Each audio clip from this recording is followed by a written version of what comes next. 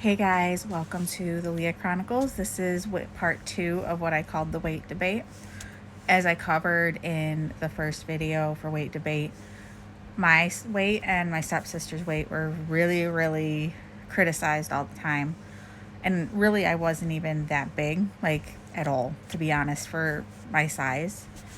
And these things continued for, I don't know, about 6 months. And then randomly, every time I would go to my mom's, I would get sick.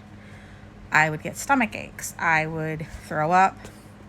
I would be in the bathroom all the time, but only on weekends. Every other weekend, I would be sick.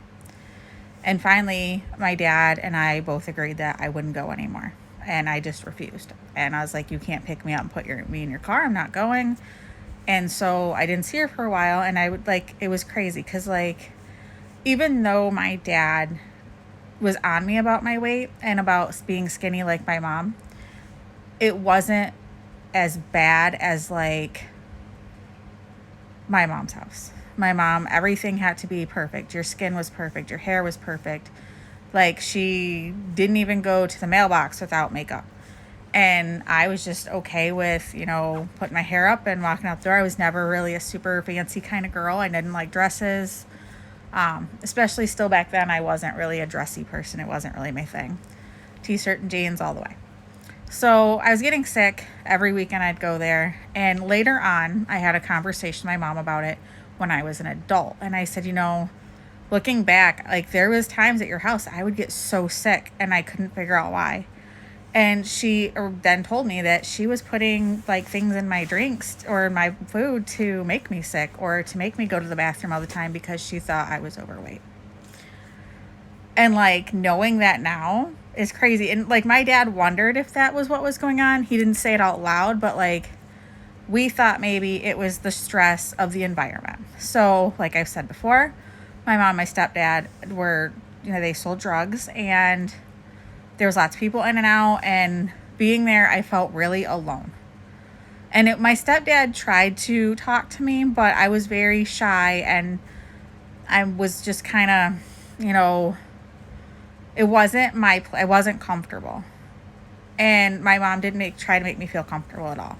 I was a possession. I was there for one reason only, and that's because she needed a babysitter, essentially.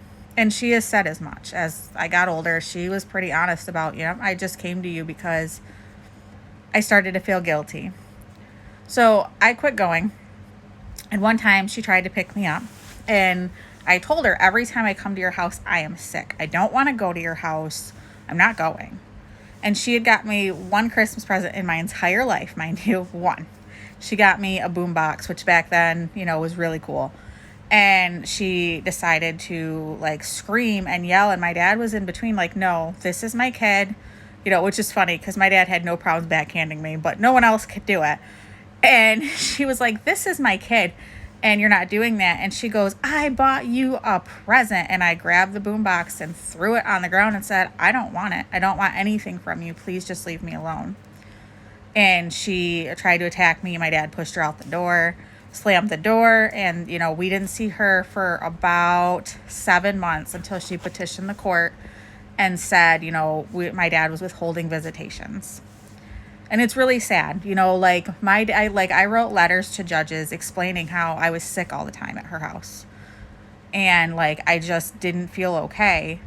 And I was only 13 years old. And so when I wrote these letters, it was accused of parental alienation when my dad really struggled to spell. My dad couldn't spell the words I could spell. I used to help him with his writing because he wasn't that good at it. So I begged and pleaded not to go, and they sent me back. And for now, that is the end of weight debate. Is it still an issue? Yes. I still hear both of them in my head with my weight. And I do struggle with it. After having my fourth kid, I really struggled with, trying to get skinny. And now I'm at the point where I'm just comfortable, but when I go to the doctor and I see that number, I get really bothered by it. And then it eats at me for a few days. And then I remind myself that it's okay no matter what size I am. So I hope you guys have a wonderful day. I'll see you soon.